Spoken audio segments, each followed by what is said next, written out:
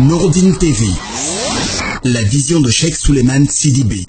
Famaji albarkabla foli amruta ko di Nourdine TV la bela dinama 4 men sine bignolon ki 3 kala radio ma kal bela dinafo bakale no anye jumasi lero jumasi men ben janvier kalo tele tama sanwa fla ani moni kelena jumasi kumbilo le fla men san ko kuma liya kala manya mema islamade mo wari ka men ko ni nyana dana Nourdine kena ka anna mo basina anna kutubu sena na yel hazo Cheikh Souleymane Sidibé bakale no kagila kala ko anye wu jumasi le kena ka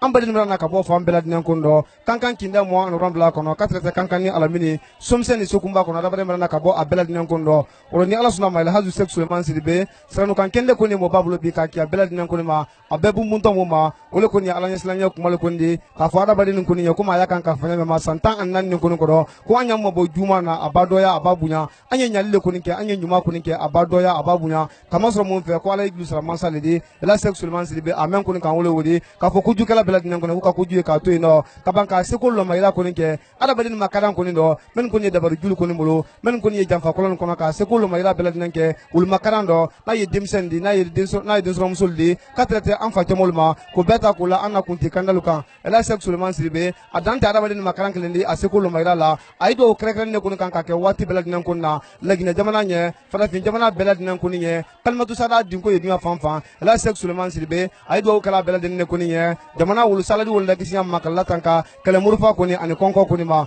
ro kajira ka bela dinan ko na moba ateme sen ko na dina sinama ya kanaka ambade men fen nan ka bo somsen ko na adina sen kana famia so bela dinan ko na dante lima kalfo wati na kalukulunke fen kan kanda gbe katete men yan kan na me ambal bela dinan fo betu noro wati na kinya ben giya ma katete ki tulo sinka mobala sranu kende wulu ko ma katete ambale ma men na amma bena binyon lon ko ila kala ni sranu kende wul bela dinan ko bana to na men na amba karanya kilen fla men sron kala mobala sranu kende wulu ko koro bakele no ando ki bela dinan ma abu ture katete yam so ben suma ma wolle ye giya kan ka ta wati ni ko na Abdoulaye Simbali Kamara woyan kadunya fo anye nasara kan kondo amara sanfina sangare aya Ibrahima Soare woya mfali aya katete Mamadou Konde ma ko yakalla Mohamed Serif wo resila wati na ka programmation ke murba kuna katete Abou Balandou Diallo ma wole krafe gilu kan studio kono kam ala janya anyara ma kadanteli ke micro la katete television ma ambara kando na man kakandi wole kana surutrodi ni mo famasa sona ma masa seti masa fankama anan ko senyo ma sen ko fedoni wassalam.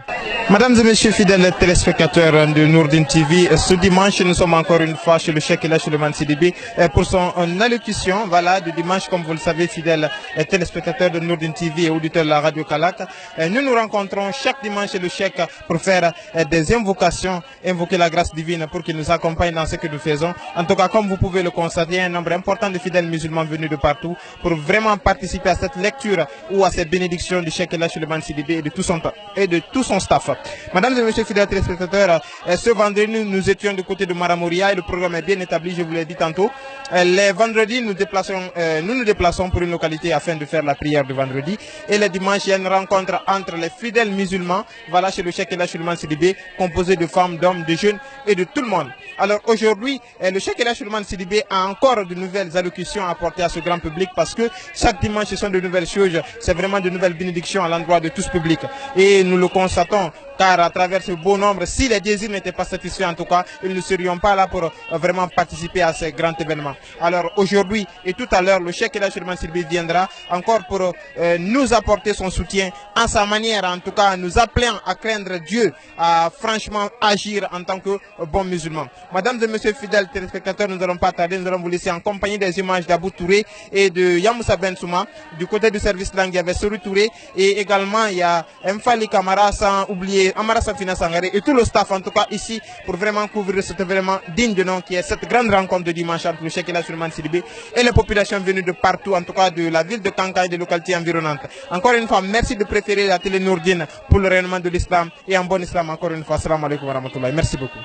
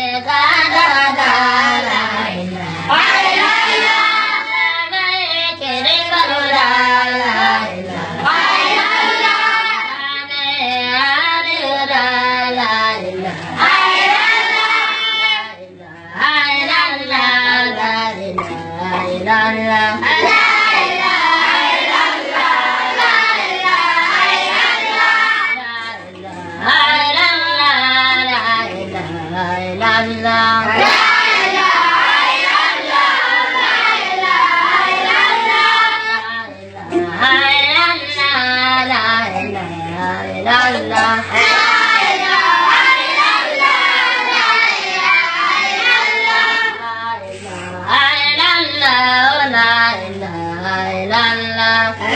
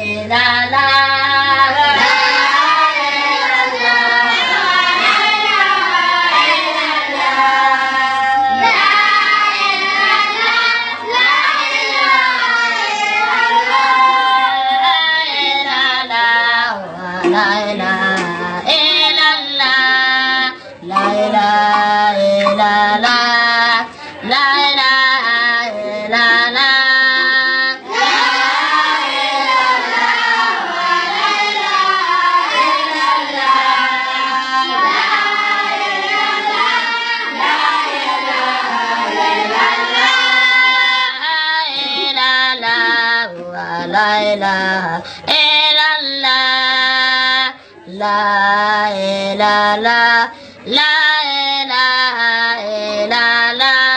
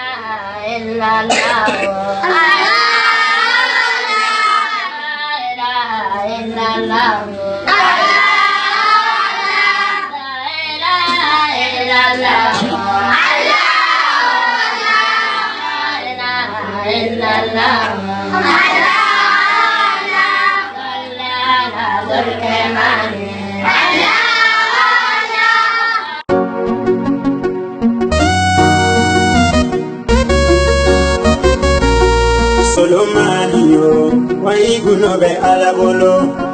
nafige segele. Solomani dagante sa, Solomaniyo idagante sa, Solomaniyo inagante korobo. Laji azumana de idagante sa, Aja Mariama de idagante sa. Nafigi segani Solomani dagante korobo. Jaili torole Solomani dagante chiye. Munafigi bi galona solo idagante sa. Bolini tigi bi galona le idagante chiye.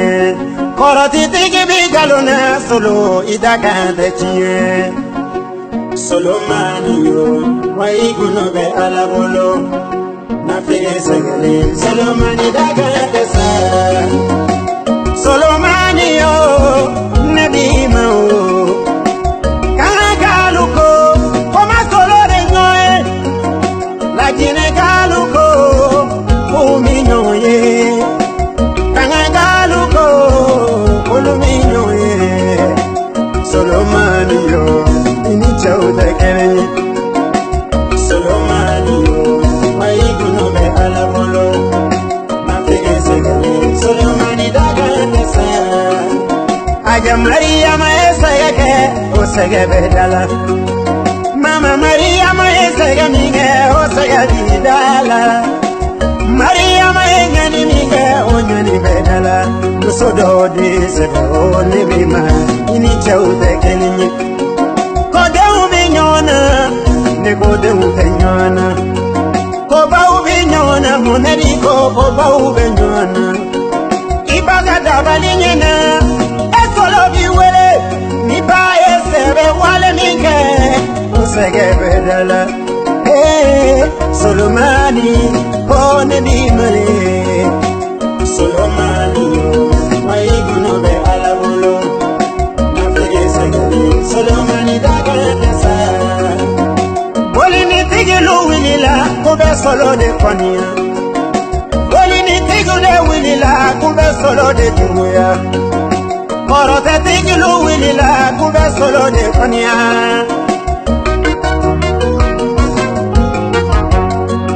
Olini tigilu desera, tenyongol dulu desera, tirinyo julu desera, paranyo julu desera. Mama Maria munga sebele, foitila. Solomana, ini chau tekele.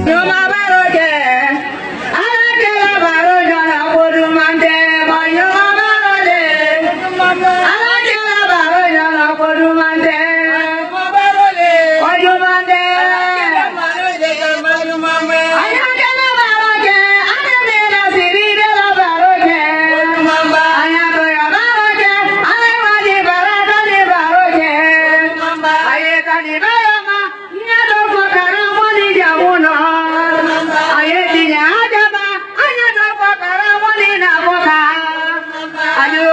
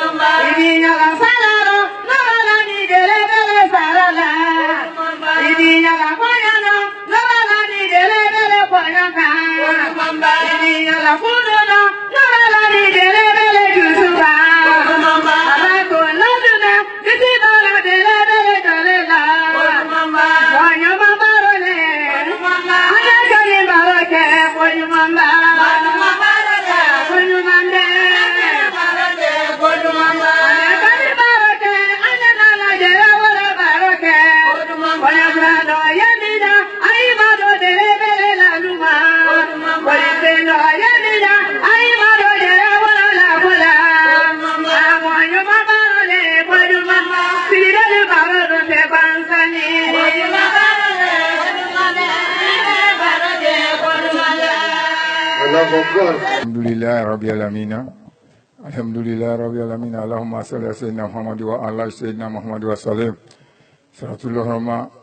ambe vrila dea. Amasronto me fe. Ole beni tahajule. Neno awa radio bone lamena. Baba blume bea ekutela anye forela. Kele kesane masanta. Adam nala samedi, dimanche, lundi ministre donna e kalalo. Même ko manka membolo ngula e kana kaya magwe nire ta haju e dodi me jamana haju so haju abaka momo la di déplacer comme raba programme mena ole non la kan déplacer kanaya wa ka Nuruddin magwe ka Karamo Solo magwe ka Kanka magwe ka Siramaya magwe ka do ke jamana ka do ke awa masantani alamini Karamo Solo vous déplacer kanan soro masanta aka kamen fo a bele dulanaro a bele kera hanti ay romenoni awa andala tando awa tesri lui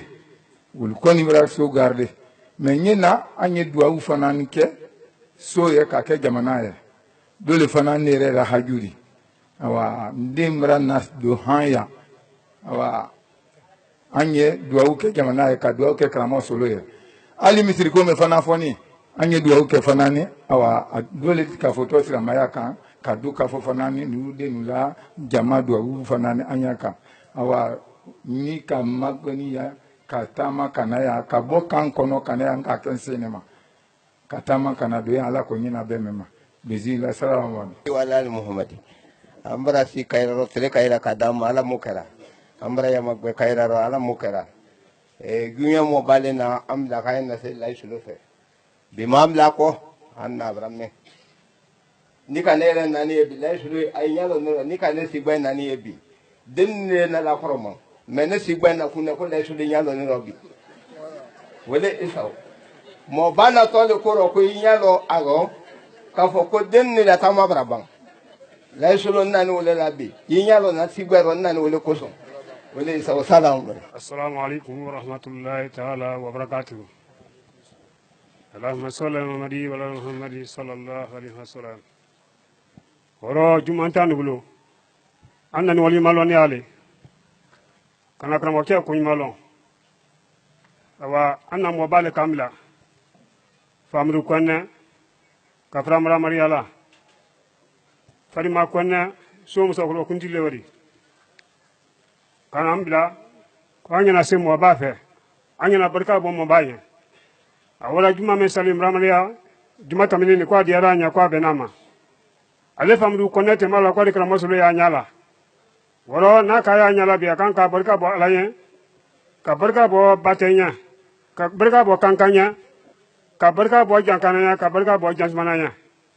ka barka bo hajatar na konya ka barka bo awaka bakonanya ka barka bo sekusinya ka barka bo subne suluma ka barka bo subne sulinya ukra mo barka kwa diaranya kwa benama woro mo ba ka do ambuloro wurutan dasi watan ko kana kramo kefu o ko imalon folile ko ko nin kayna kramo kayna mramariya ko kramo kayna mramariya ko aboni mramariya kamramariya ile hlamana ko lo fen betamini gisuma gasalo kramo bra pano ko kramo ja pawra ala nabiya akoni kayna mramariya ko ay do wo kamramariya suni tire ay do wo kamramariya suni tire akamramariya si ferimeno alele walide na mahinana ayala madianya mramariya sari maylama atena bena alors kana sa fa radu o kemra mananya wa fone men boni kase aba mobaka mundo amulo kase kramoma alleti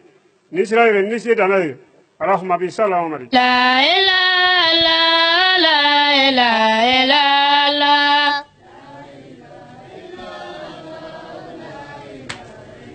allah la ilaha illa allah la ilaha illa allah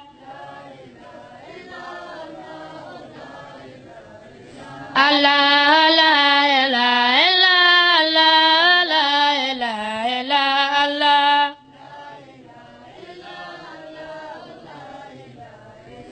Allah la ilaha qala dama la ilaha daga qala dama la ilaha la rosa dama la ilaha Korosaya dama la ilaha la ilaha la ilaha Allah la ilaha Allah rahmana Allah rahima Allah malika Allah qadasa Allah la ilaha illa Allah la ilaha illa Karama solo ibili lo ila fule kumana marama dinge ejama mi fala fama la kanu banyu majana bi nyamada wale solo ibili lo ila fule kumana marama dinge ejama mi fala Alakira kanu banyu majana biyu nyomada Iba fo alane kaiminke aluke Iba na segale borakwela Na Maria mamo ide nyumajana biyu nyomada Iba fo alane kaiminke aluke Iba na segale borakwela Na Maria mamo idenyu majana binyo madam Allahumma salli ala nabiyuna nabiyu bangira Zuramati amadu habibinyo madam صل على محمد وعلى آل محمد وسلم كوچكلا ينيمدي على موجرة bundin kulu sahbalu ka ala nemalu ma ala mochara kele jamulu neymelu ul azulu walijilu ka ala nemalu ma ala mochara lajmaligi mujbafrilu ala nema ala ma jidida jamam majine sayafril bego menni salatu ka lan malu la mo cera menu kendelu sin kanye duka kando ganta lo nya ala mo cera tureke kondi duwawu kɛ ka duwawu ni ci ala do ka ci alla kila do ka kɛ mɔgɔ bolo dɔ minnu kɛra ala fɛ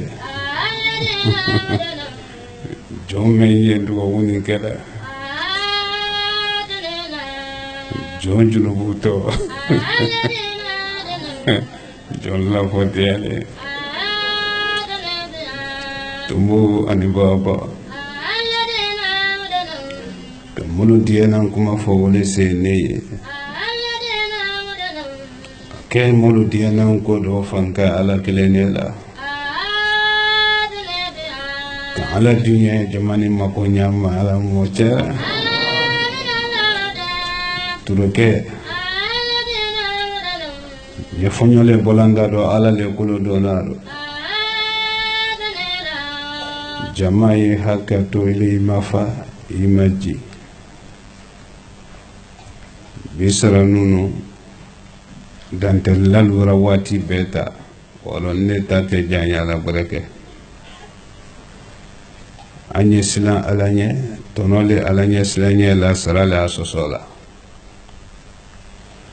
an ye baara min kan dugukolo kɔ kan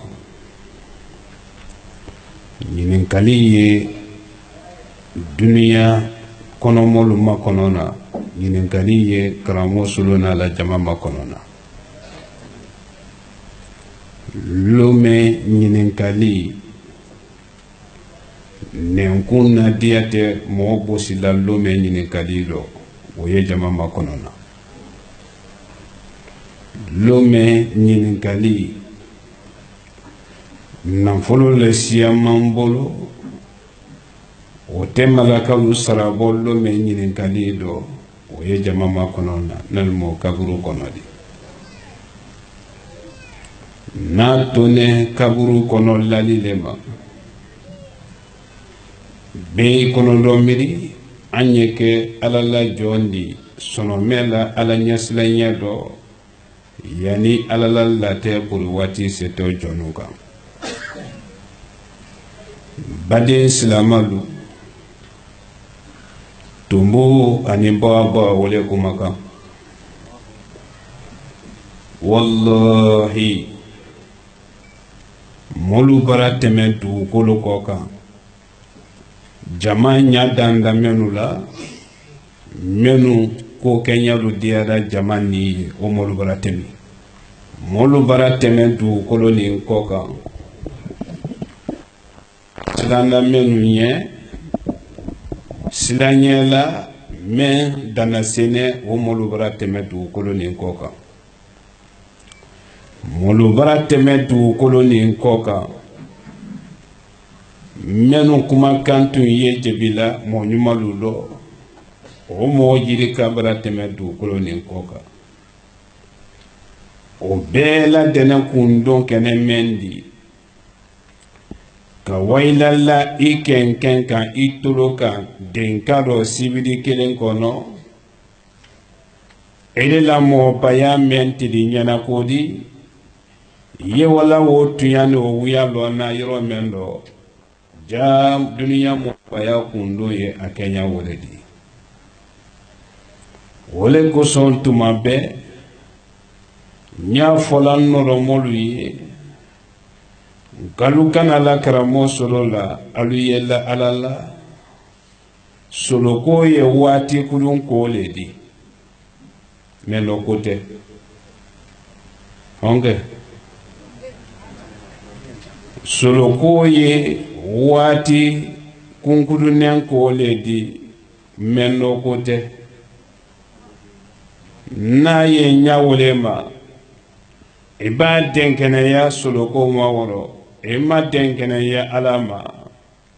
saya b'i min na i t'ale nimisa di mun ne kosɔn soloko ye waati kurunnen ko le di lajɛ soloko ba dunyala ma ɲɛ o ɲɛ a yi wasola cɛ min fonfon nɔ danfen dɔ samante mɛ ɲɔgɔnma da a ɲɔgɔn wɛrɛ tɛ danna tura kelen sansan fa n y'a fɔ bayiti bɔla lu ye a fɔla cɛ mɛ ma ko tura kelen sansan fa o dan ni Allah cila di sallallahu alayhi wa sallam n b'a diya mɔgɔ mɔgɔ ɲɛ i la bayiti dɔ n tɛ tura kelen sansan fa di dɛ kaburu ye makɔnɔ la bayiti bɔla minnu ye saranu la bayitulu kɛɲa dɔ ko laji solo ɲɔgɔn ma dan alu ye kuma wo ka du dɔ sen ka la dɔ Allah cɛla danfɛn dɔ samante kisi ani nɛma jirinɛnba ye ale le ɲɔgɔn ma dan Ala bolo a ɲɔgɔn wɛrɛ dali se ye Ala ye o mara n'a lase kɔnɔ kɔni mɛn ye ale yɛrɛ la latɛ rɔ an ka mɛn na mɛn nɛyimɛ le ɲɔgɔn ma dan fo ko wase buru fɛ lo ma i tɛna ɲɔgɔn ye yan i t'a ɲɔgɔn ye lahara kɛnɛ kan mɔlu senen kɔ lahara ko bɛrɛ fɛnɛ tɛ yen Muhamadu ko kɔ wɔrɔ ni ko laji solo ɲɔgɔn ma dan i kana wa ne bila hami dɔ i kome Seydina Isa alayhi salamu kome o kɛtɔ a ta hami min sɔrɔ na lahara lɔba dɔ min na manto minnu ka nabila Isa mina ko Ala le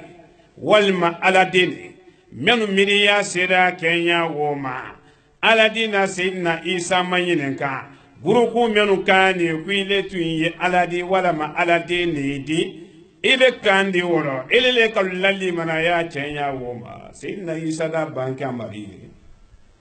Ala i kan sɔnna mɛ lɔ ele le ka Ala da mankutuni fɛn mɛn na ne la jɔn de di jɔn kwansa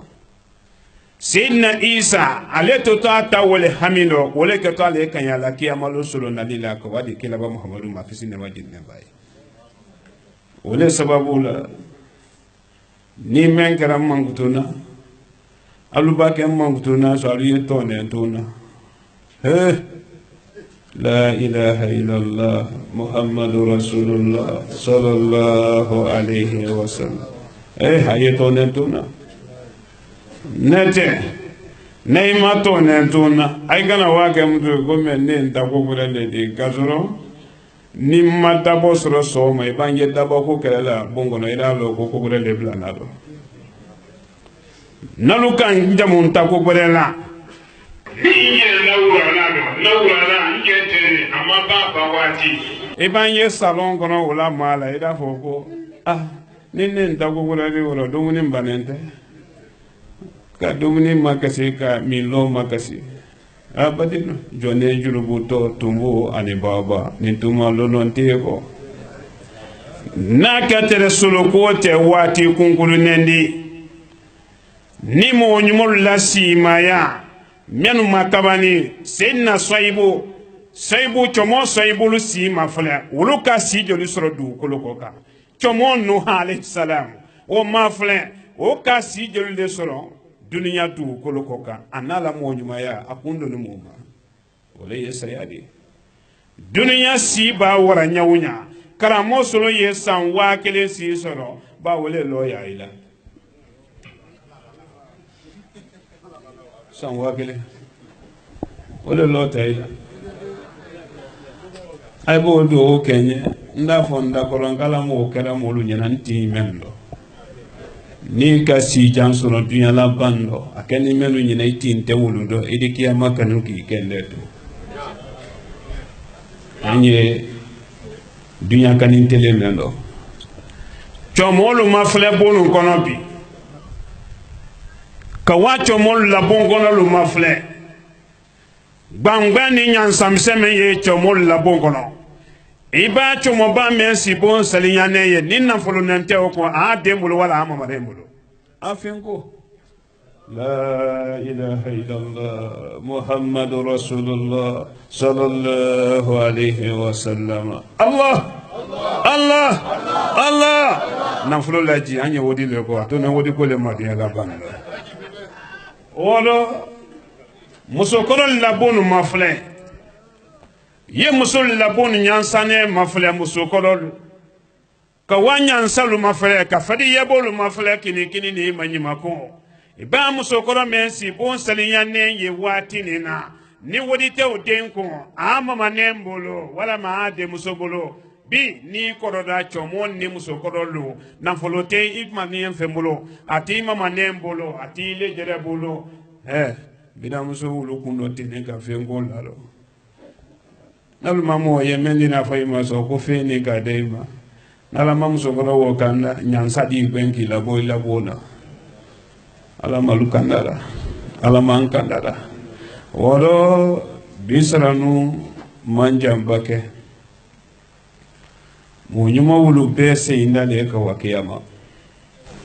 oro ni ala le madiana jamani sanamalen ko karamo solo yetumbo ane baba ni ka bi yele sene ye kunfla le na yele la kunfolo ngwene dinkira dollero boli tede wodi letre ayina ko maramuri ale ko yengo tede ba ni mala tiari kayina maramuri ale ko wallahi billahi mara juma sali sosola nka darajani mangutuni bonya men soro maramuriya anin ka togo men soro maramuriya wayasiro masoro jamre sofena igalo dai ka bagoya de honge maramuriya kalu alwi do fule nka daraja le soro maramuriya ni ma wolontu yadi yele internet ka soboni ma nka juma menu sali ni wulu sali bara kunyon flamo ye wulu sondage ke mbona lubara yo fene sondage ma fle aluta ke ma men folo me ba yele youtube ka saydo wasro bara su nya mo chema nando men ko ka beli mbona yero men do juma do ro o ma mo chema saba mo bilu lu soro folo yalo na wole mo ki internet baraka control ni si bone kono e ba nya kay ko ni talabu ibuno Allah Allah Allah la ilaha illallah Muhammad Rasulullah sallallahu alayhi wa sallam maramuriya kalo ayido fule e galo ngwa men kani maramuriya malile ko jina ngono make jihadi kan wa menen kono toro ya misemen yen sorona ni wuldi dogon julo bolula wulle sulu dumaneye mamli braso pinebraso dulu yen ko sadaka menu fene nyate wulu wakoma ne men fene ne fene tamen kono fene kundo donka ka wate ndonno foko wasansero bedi tafosine ate do yan feveve ede tu tafola tienen kungude balendi ni lo pay tese fuida Allah Allah Allah la ilaha illallah Muhammad Rasulullah sallallahu alayhi wa sallam wala gara maramuriya taro nata juma ngure makere ni kamara muriya wayasima fle nka kuma menu ke maramuriya mafado ani alato menu fole maramuriya ana kundo ni al-fatiha kenya me mayira budalote konka kenya wala maramuriya kalu kafoko agana nyagure ma foi ma baro fo here ni basi gara maramuriya ma basiye ni fengara do no ye juma no mo ye nka herele ye ko gi maramuriya mo baluma wallahi majuma ye aluka bunya men fenando kolofin ani wodi be abebra sembolo ya kolofin ani wodi be bay ko lana suturale lo ko kana fara dula ado bara sembolo ya wodi tole ko san ifi na le wati be ni ma déclarer akana ka adibalu ina ko sanne na go silaslate onge ado senene ma ya fefe amato taro amato jiro wala mara alamadia si alameye juma nato makasiri brawara kono lo fidi kele me ma nyela kun folo molo kun teme mo fali karamo solo tere bena misiri lali mangun lo hero me lo ko yante mangun lo yoro no go yante e neten taka wande ni nyasol nawde juma sallallahu makasidi bulo ja tunya makoro lale tunya te faala ja tunya ko logalema Allah Allah Allah la ilaha illallah muhammadur rasulullah sallallahu alaihi wasallam nise ni be juma sallallahu juma nato o ber segala no tunya se nasumama kono tunya ba wule kono kirin taka ma bi la nyesla te nami ko logale adi solo bo nyawana tunya makoro lale te faala kono namara le tunya fe toroba le tunya fe mangoya le tunya fe ni ka umina ikoro alal jate de la si de mena woro Nuruddin ate petit pion ko ala bra grand pion enyande na so ni enyande na Allah Allah Allah la ilaha illallah muhammadur rasulullah sallallahu alaihi wasallam ema Nuruddin mu mete Nuruddin ne dita afanne tenganani ko ngaro ay takalama woro amara moto lu soro moto tan anifla jifu crossilo akuda lu olubrana ko ka dimma Nuruddin de menfe ka dina konota moto tan anifla wole lonendi jifu crossilo ote abe couleur bota mali ko ka be ma fare ko men loni nyamma ka ke Nuruddin di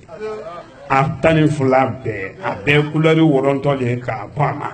ka ke Nuruddin di ko men loni nyami o ba ban sine akile tani fulani Nuruddin ba sembulo sine ma ke gusuli mengala ne muru dagwe o ko Allah Allah Allah ita men ni sisi do duda se ya la mamu Hamine jama hami ala ma no ya kono lo bidu ala malu masira kono lo bidu ala malu masira anna talu ala malu mafala ana ko la yalu ala malu lawli ana ko la yalu ala malu lawli ana toro yakulu ala malu lawli jama hami ala ma no ya ana toro yalu ala malu lawli nya fo futo dalalu nya bi longore ko te de bi nlone sawura meno nyafe kanina jama foto le yebi albiyalu la Nuruddin fani no fenenta fani no woro ka baiti la songo si se ponda la akenyama ni sawara yinsine ngato akalaman men la molutero tomoro itawo adi moko ya yali siteluma don tati afekenaro bonda la ha abarato bonda la walima bi ala to be yele hamine jama hami ala ma no islam ya dina ala ma demena juma nato ni ala kan deme junya ka lubra makasidi ke junya ulubra makasidi ke odinen ne nala so ko ni sigwele na nembi woro anye juma nato anye wo sedi junya mo balu fe ka fo sonti la kalwi aluye mademe juma nato juma salla junya mo balu fe ni ala sonna sonti la ye kolodo benke ko sebe kam ma kono ni ala sonna ala wadi memo o ke sonti la koro hamini jama hami ala ma no wala islam ya ala ma adema dina de malu ala malu de la ina barakalla salli ala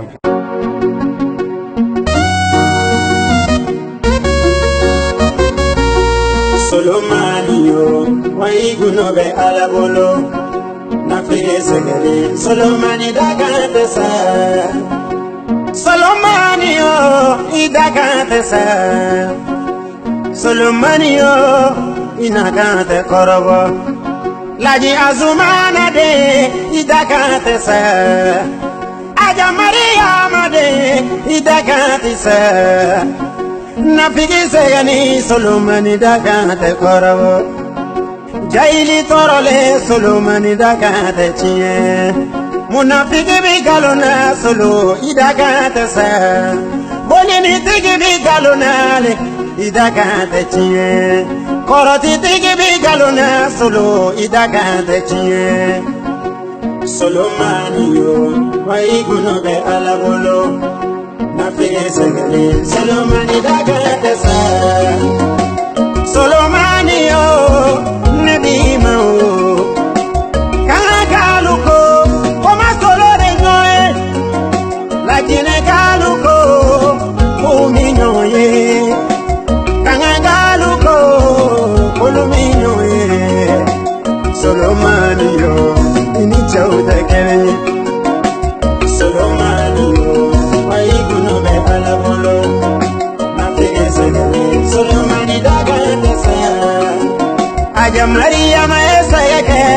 sege bedala Mama Maria mae sege minge o sege bidala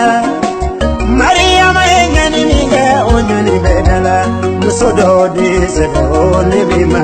ini chaude kenini Kode ubinyona ne kode ubenyona Koba ubinyona muneri koba ubenyona Ibaga dabali nyena Esolo biwele Niba esere wale minge Usege bedala Solomani Pone bimane Solomani Maiguno be alabulo Nafege segale Solomani dage kesa Bolini tigelu winila Kube solo de kwaniya Bolini tigelu winila Kube solo de tunguya Korote tigelu winila Kube solo de kwaniya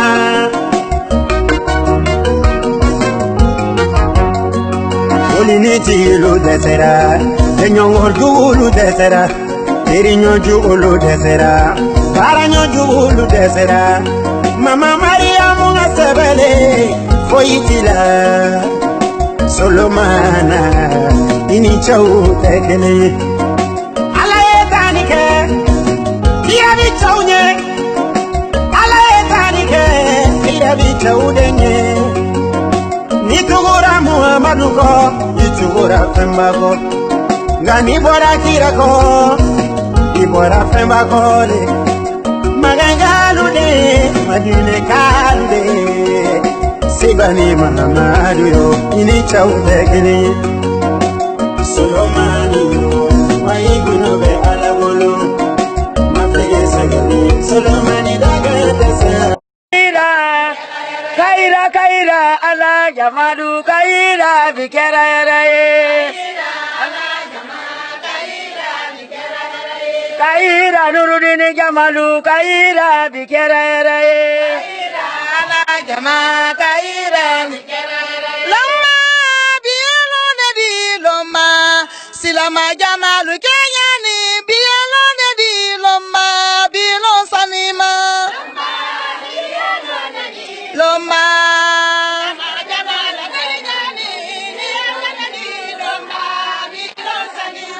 Loma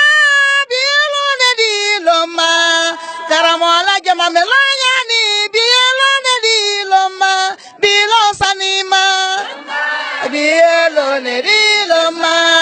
silama jama melayani bielo ne di loma bielo sanima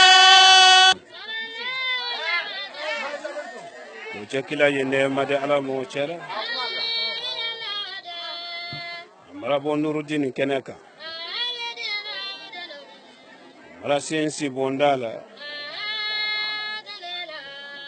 Arama jonje hamindo Jamakuru men lonendi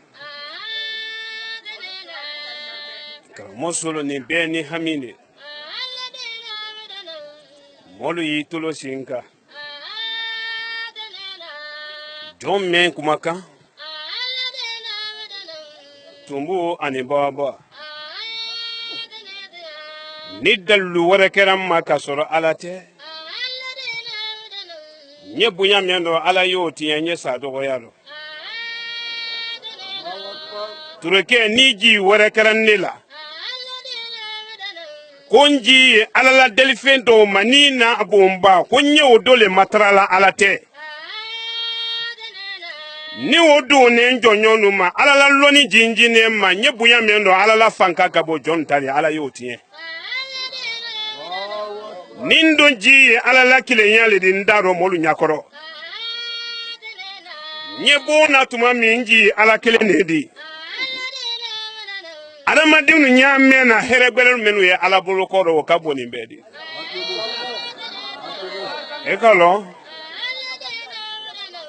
Molu kini tolo Nuruddin duwawula Tolo nke finte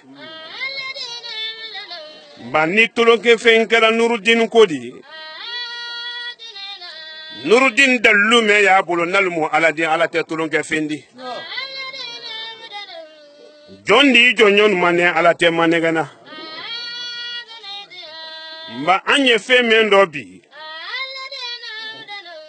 Kayira dole kenente sisa. Molu yi mafa lui tolo singa lukana fa nafala. Moto men nale. Jifu krosa atani fulale nana kuda. Alui tolo malo da nyemen fala. Karamo solo. A moto tani fula. Na dalasi kelen bolen kanan jufa kono. Mba men fo ala nyen tani nden taro ala kanan jebi. Ala le toko ala. Ema tire yele mani kono. Here gwere ala bulu anye te muto ko mane avion ko le maka fa. Ka fo ala ro ka che ala ro. Avion ko do wu kenen dimasi mema. Wo dimasi ku yo moto ku da tani fulawara ni lo ka yele ka molla ko femen duma ala bulu sama nato. Allah Allah Allah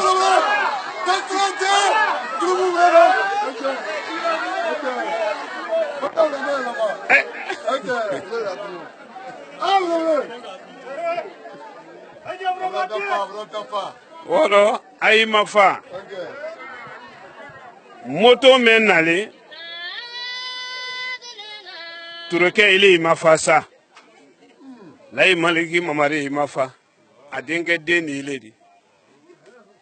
ile mafa lay maliki dobondo banela mina kumaro ni femen wolula woro alabolo kana baramoro manye baraka nyini amma felasina sa alaye banda ke kanyami maka fonyo dan nyina singaro makono teletan lolu bara sudunya manja oko nyina nta saronta jara jamanya ka ni ala dunya ni kala nyina nta ma ni nyina nta sera kasoro ni fa ni te mo men kana tabra buibulo ba nyina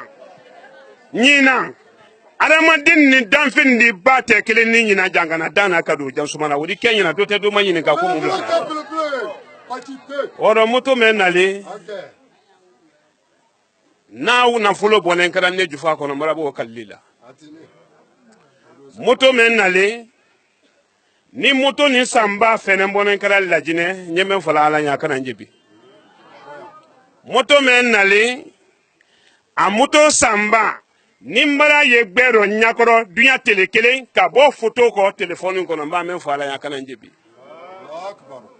moto men nale na ti fana mala ne ye gbero nsila nyakoro dunya telekele ala kana njebi moto men fana nale ni chele no kara sana akun wali do mba men fala ya kana njebi musulu ashhadu an la ilaha illallah wa ashhadu anna muhammadar rasulullah sallallahu ele babulu edi kamero ko muso ila solo ko aba wulu so ko muso ila solo muso le ka moto ni sa moto tani fulani muso le ka sa ye bala ne le ma ko muso ila solo orange téléphone me ite ko ro ri cho amma fle ordinateur me je bila wuri na kuma la muso kando na kuma la che kando do wila téléphone bla la me ibe ise badona ni musolu kede iko alina tu iko ji mema ni ji wole tunu ni ma ka musolu yere de nye ji wodi ma ko besa ila tablet yen jamana ko kan muso chena cheju adumanye bedulu ye nyakoro adike nyake ntadi koro ni mirisira kaburu mani dina ji men lanendo mbembulu dinjerelo ni nyo kena ala le koson Nurudini ko kodomina nini tafranya lendi kayira tabaye koro avion mana lobi ando wan free loba kundo kaji kaloba sotifo ko wakoba sotifo kana sanfina sotifo kana kasa sotifo mbaba obefo la wasron la maliki deisini sofarike dafe Allah Allah, Allah, la ilaha illallah, Muhammad Rasulullah, sallallahu alaihi. Momen na le moto nindi. Akole nye ko laji ikuma kambara ko nyamma. Ntere dona momenu kan. Flanka fo lukan. Ka fensi amanyini kabla njiro. Nki ma fla television na lo folo mendo. Nka fen wulu ta ka lafli. Nyalali kayro mi atemani ka kamena o musomen ka atemani ka kamena mani kate akonka fengulu lafili lomi nka fon soro melo cheme mbo ka television na nani ala le yoro kile marambolo bo femen no nyeme ntala komen ko so hami men yenna ala ya nyabo na kata ni le ala le ko mado kunyondo ala ka kodo kali woro ko nyemu febi ale ni se mun kala bi kan ne deme kan nurudin deme ku yire ikono miri me wodi akon no do tamamli dante ne ye la television na ko do brani so mamli do iburo di denke ba mfena fe kana burfe ndodi ni burfe men dume ye ngwa ke motodi ne le ka fa ye ngwa ke motodi adama denye ni ke ba nyuma ya molla koma kuma toy yi alama fulani nyenike metene wala dibida la moto gambi nga ga moto de molla lusema molle taxita la lolo kanurudin na wanka kanurudin na sabati ka jonya ke su anitene ne momli kono wuli e borla gbangbano ni le bra ne manyine ka woro wodi duma ndi sa fulanka wodi gwela na manyate mfadi la ka tekre onge kadere danye misiri ko menkani mengo wodi lana ka wodi bila banki na kana malife ka moto songola na moto tiluma ka ina moto ludi moto lugala seya ala bulu moto lu fene o kularu le mafalentone ka beke nurudin islam di anya ala ko le mo madama laji solo baloni fo avion ne ni lo ba mansa kemen yembolo wati ni na men la jine bolo wati ni na men to president Konde Alpha adiela mo yanye do ho kala shima yala abena kanka aéroport le bara yancho ka avion garvature la dan anye na kawa ay ko ide nyola e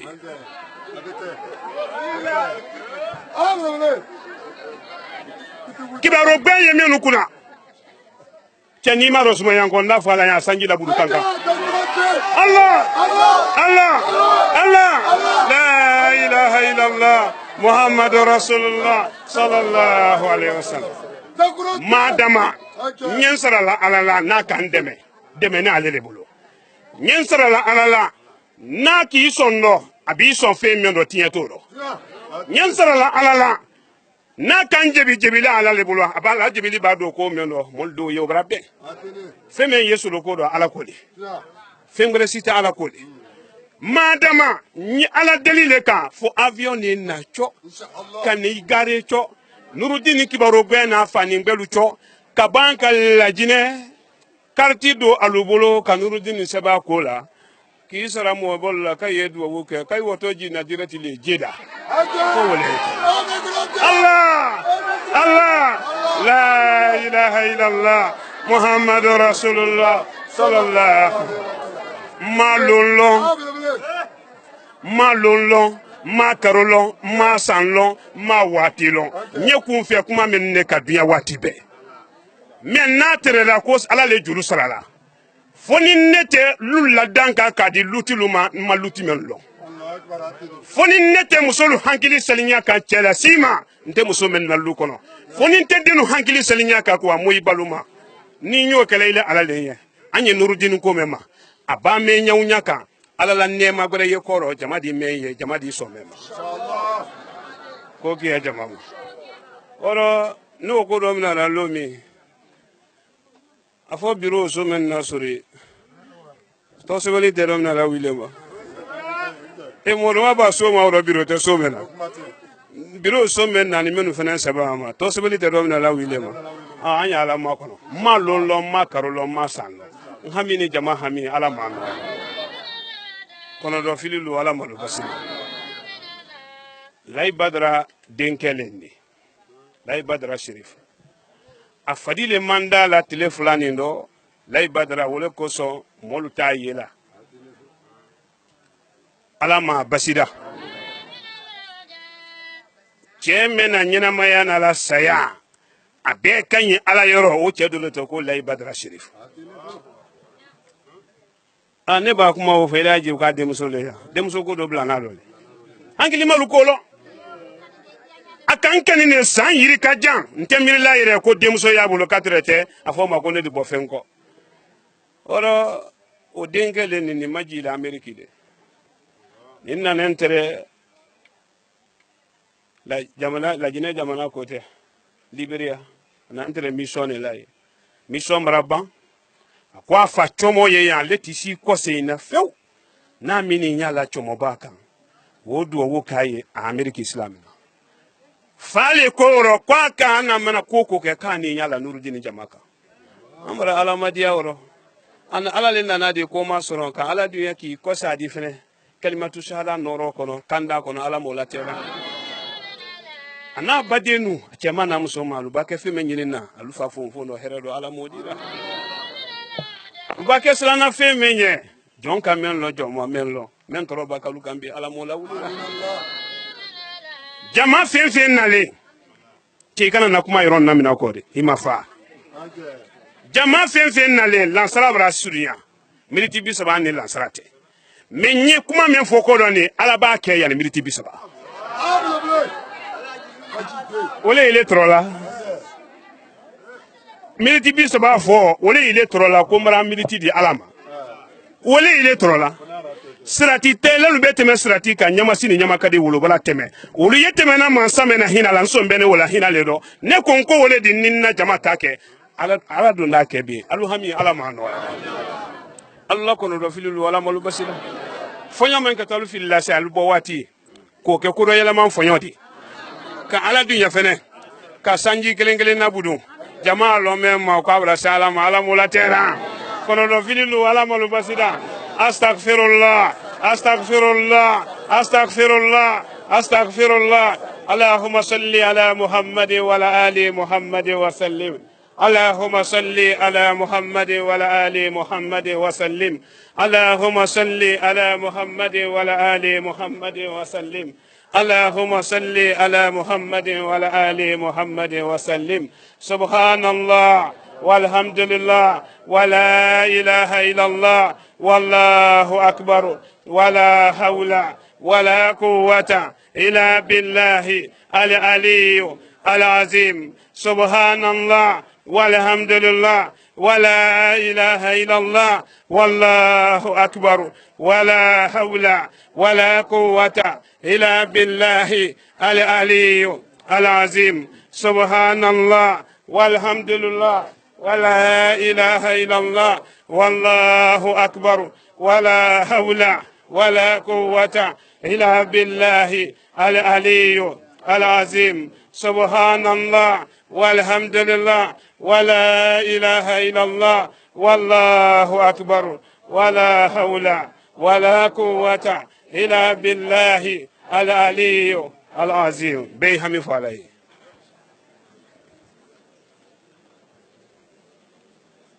إكالو من أفيون كو دووكي ngan lo nurudin kene kan lo mi ka fo ala ye ko gbekene ni mara mi deli ye gbekene ni lo ba la na ka gbekene lo kuma fene fora moro lo mi o ka soro biriki sidi yemba bi barati do isite ni ala sonna man ka samya ala bolo den tabulo muso tabulo asalman den ni musoma o ya bolo ne madi ka di dali feno man ne ala wole madiaka ni ala ka sidi ni ala ka sidi ni ala ka sidi idina avion manka men londo nurudini sebena akola baran kaliman sala ni man samembula se ala nyaada ke oro yani wolo nete kele me ni chete ido ja wo ba mo te kele to ni chete ka do ne l'avion kono o fodi kele me ni nani fate ye kele wole ban ite do nurudini avion kono fe o kasore ni nani fa yona o bentodi lutilu kado gbele ya men lulu kono be hina la se wodi ni men bulo be hina de ni musula anye sila ala feneye anya si hina ka ala la e mama kono ni ala sonna here ya ala bulo kodo kana jama hami ala ma noel kono do fililu ala malu basira anan natalu ala malu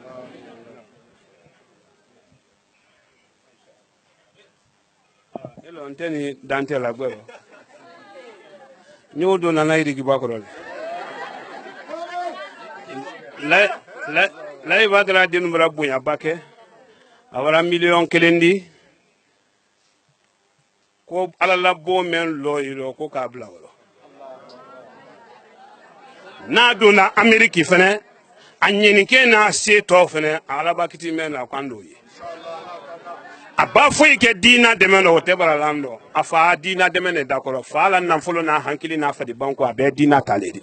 ni denu ka men ke woro tebara lando ahera na nema ka ko sa ma ala mo kera ka kuna irenda ma ala mo kera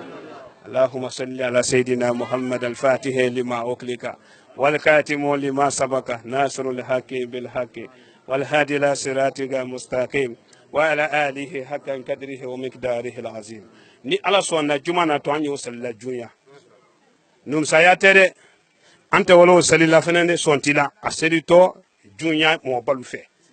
ko mi aluka mena nabi sigbele odi sifi mana bi kilala kila den fen na nembi kabo solla be sifi sigbe kele men na ne ko nyenya lo sigbe lo kala le kala gbe ko mo mala gbere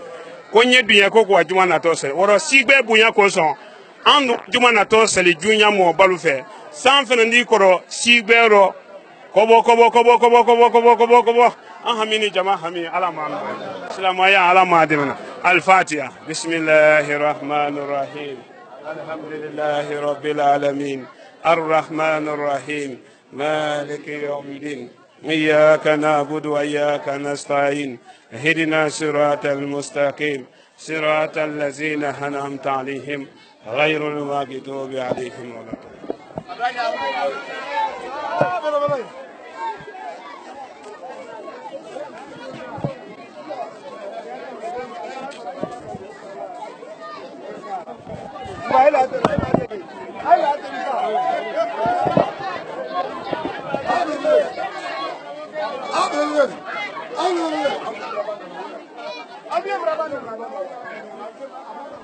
Famaji an barkabla foli amru ta ko di Nurdin TV ak bela dina ma 4 men sinen binyolo ki trosin ka kala karadu ma kal bela dina fo bakele no anam mo baka men soro bi kayra ka lagina jamala kayra ka slama din ko bela dina ko na dia kabela alba fa men soro bela dina ko ma kayra ka la ko bi juma simene o men ben janvier karo tele tama san wafla ani mon kelena al haju Sheikh Suleiman Sirbe akasra no kende bansane ko ne ke bislama de mo wari ka jan nyakoro kayra ka la Sheikh Suleiman Sirbe abra men kumala pour bitaf na kanta kuma sahana baledi be kanta kuma sara no kende bansane ko ne ka masro mo mo ba ko ni asawan ne trebi anya gregrema kayra kala ko na abra arabadin makili binyolo ko anya mo bo juma ko na ko anya nyuma ke o frente nan ka bola abra ida ka binyolo ko ni masa dira mama sa city masa fan kama juma mena to ko ne ko anato sallallahu fan juma la jama wala ko ni junya di junya kayra kala ko ne ko ale ko ni jamana ti soledi men ko ni sabadu brana ma sous préfecture milinde ka an kan so ko la te ko ni funo be na kilo binan ngete ko ni makayra kala nala sona mo bana la jama ko ila ka junya so ti mo la kayra ka junya ni alamini belad nan ko na juma na to ko ko do asali dunya mo ba fe ko ila ka belad nena la Sheikh Suleiman Sirbe abra ma sem binyolo ko na ala nasrona ko ale ko ni lulle kambe kallada ama luti mello ay den sorom solle ko kambe kallada atemen na lu ko ni ma adem sen ne kambe ka al makada atemen ko na luma mo ba ko na brima sen se wala be ko no sen tuadi o bulo ko ni tuadi ko mo ko ma fo ye nurdin ko folo tafrenye na ye nema noron fitifitindi ko mo bla wole watini ko na ni ala sunama abomba ko ni ko ye ko fe ala bulo ni tuya ko ne glusali ro ko ya ka belad nan ko na la Sheikh Suleiman Sirbe abra ila ka binyolo ko ne ko ale sawanne anyarema kama so ko ala sabele glusalama muto men ya kane mo ba ko ni mulo la ye muto tan flan ko ndizi ko croisi bansane ko ni muto guda bansane ko ni adi kayra kala mo misia kan folo muto ko ni abone men ko la gina ka to di bi malen to di sini kayra kala ko kila mo flante musulamo ko ni wole ko no la alama kadi Allah kala makisi annema ya nya kadi mo ba ma la Sheikh Suleiman Sirbe ko ke amagban ko ni di ayi jihad men kan bi fi sabilillah fara fina kono fara gula kono ka dinan ko na lo naslama ya dinade ba ma anna muso ko ni o sine fanjuma wala ko ni Niger jamana ko ni ale ko ala teman ka kan ko ni mena ay ko mala nasara kan ko ndo katrete asron kan ko na ko mala wulle ko ndo abra mo ba ma gbem binyon lo ba na flu mula ka iri ka jani ko na ko ka muto men ko ni ko ka di la sexuellement sibe ma ka ma de men ko ni ala dina ko ni barado la sexuellement sibe abri ma 5 billion lo ko ni se wulla ki ma 5 billion lo amoy bal timisla ko na ko ni ala suna ma no sen tuya do bolo tuya de ba anna muso kelen tenem ton ka bala de fen billion lo me al kambi ka ale ma de me ba ko fen ale kambi ka ma de men ko ni dinan bara ko ndo akara ke de akara musudi akara farafina ko na fa akara faragula ko ni ala suna ma sara ko ni ala le bolo ko la ma bela dinan ko sara kaira la ko ya ka bela dinan na mo ba ko na la bisra no ko na ken le tre anya ma kal bela dinan fo kal kunun ke ay to Nurdin TV ma fa na wati bela dinan na ay to kala kara dula mena ni ala suna ma ko ni timto mo bala ko ro ko intleman ko ni ala suna ma alina kana famia so bela dinan ko ma mo ba abrana sinkoro ma ko tretan lolu abulo kuma fo bi asunya fo le ko ni aw fo nyinan san ko na ko amanja mutu sinkoro ma ko tretan lolu ko ni adina se saronta mun ko latien wala ko ni masaba ko na latedi na ye jankuru duban ko ni mura wanya na ye coronavirus de wala kala sababu di ko ni sinkoro ma ko tretan lolu ay fi da obele men ko ni silase na jansumana ba masekala san santemini nyinan tan ko ni ko amanja mutu beira be annam suli ala la be demsen ya la be am fatimo la be farafini faragbe beira be ni ala suna ma sinkoro ma ko tretan lolu akan kamado no ana dondoni nyinan tan ne ma ka bon akaira ka bon ado gibi ka bon wala ka bela dina mo bala sarnu ko na nan borla men ka bakele no kaira kala bijuma silma wala ko no wodi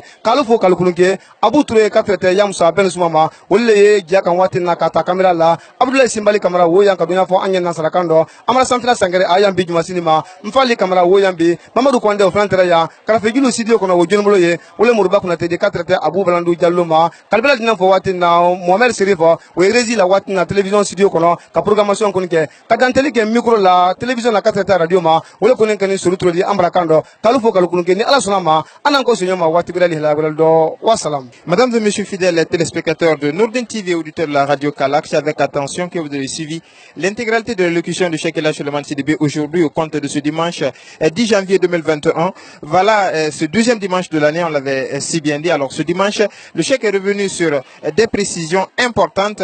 concernant ses déplacements dans les localités précédemment en ce qui concerne d'ailleurs le vendredi la localité de Maramoria. Alors le Cheikh a également précisé qu'il va effectuer sa prière le vendredi du côté de Djouya. Djouya, c'est une localité relevant de la sous-préfecture de Sabadou Baranama. Voilà une localité également dans laquelle il va aller effectuer la prochaine prière du vendredi. Mesdames et messieurs fidèles téléspectateurs, l'élocution d'aujourd'hui aussi a tourné autour d'un événement très important qui est l'arrivée d'une dizaine de motos, voilà, de motos marque TVS, voilà, à l'endroit des serviteurs de cette association Nurdin Islam. Alors le Cheikh, il a précisé, ça il faut revenir là-dessus, que cette moto ne vient pas d'un homme, que cette moto ne vient pas d'un Guinéen, que cette moto ne vient pas d'un Malien, que ça vient plutôt d'une femme. Une femme qui est soucieuse de l'avenir de la religion islamique, qui est soucieuse, hein, s'il faut le dire, parce que c'est une femme, de l'avenir vraiment de cette association qui est Nurdin Islam. Ainsi, le Cheikh Souleymane Sidibé a précisé que cette femme l'a demandé ouvertement ce qu'elle peut faire hein, pour contribuer à l'épanouissement et le rayonnement de l'islam à travers cette association.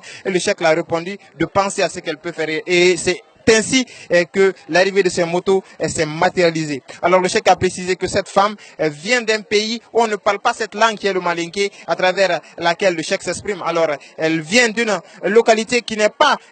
vraiment une localité frontalière de la République de Guinée, elle nous vient du Niger, un pays qui est de l'autre côté, un pays du Sahel. Alors cette femme a pensé